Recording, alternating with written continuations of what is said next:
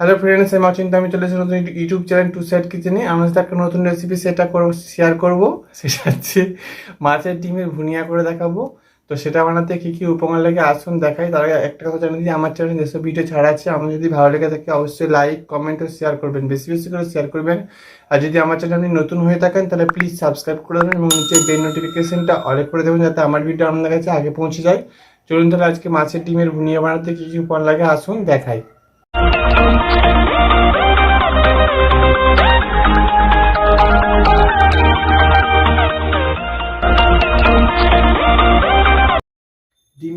মাছের ডিমের ভুনিয়া বানাতে কী উপকরণ লাগে আসুন তাহলে দেখিয়ে দিই।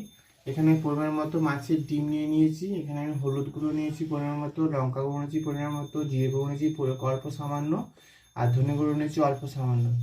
সরষের তেল নিয়েছি পরিমাণ মতো। এখানে আমি লবণ নিয়েছি পরিমাণ মতো। এখানে আমি 4টি বড় সাইজের পেঁয়াজ ছোটো ছোটো করে কেটে নিয়েছি।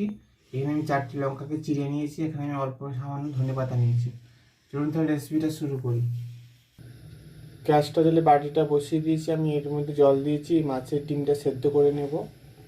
জলটা গরম হয়ে গেছে, এর মধ্যে মাছের ডিমগুলো দিয়ে দেবো।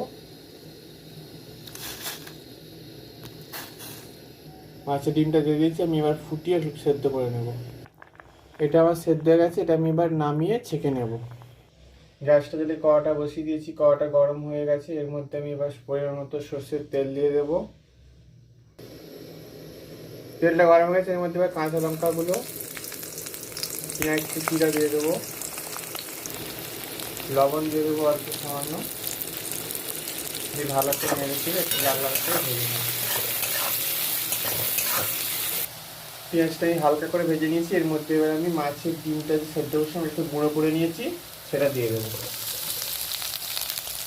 ভালো করে এবার একটু নেড়ে নেব। এর মধ্যে এবার আমি জিরে গুঁড়োটা, হলুদ গুঁড়োটা, লঙ্কার গুঁড়োটা, ধনে গুঁড়োটা দিয়ে দেবো।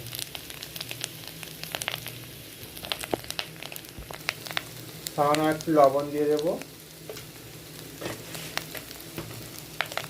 ভালো করে নেড়ে চেড়ে ভেজে নেব। সামান্য একটু তেল দিয়ে দেবো, ভালো করে ভেজে নেব। আর ভালো করে একটু ভেজে নিয়েছি, তার মধ্যে ধনে পাতাটা দিয়ে দেবো। ভালো করে নেড়ে চেড়ে ভেজে নেব। মাছের ডিমের ভুনিয়া রেসিপিটা আমার হয়ে গেছে, এটা আমি এবার নামিয়ে দেবো। দেখুন, আমার মাছের ডিমের ভুনিয়া রেসিপিটা রেডি হয়ে গেছে। রেসিপিটা যদি আমাদের ভালো লেগে থাকে অবশ্যই লাইক, কমেন্ট ও শেয়ার করবেন, বেশি বেশি করে শেয়ার করবেন। আর প্লিজ সাবস্ক্রাইব করে দেবেন এবং আমাদের পাশে থাকবেন। চলুন তাহলে দেখা হচ্ছে নেক্সট ভিডিওতে।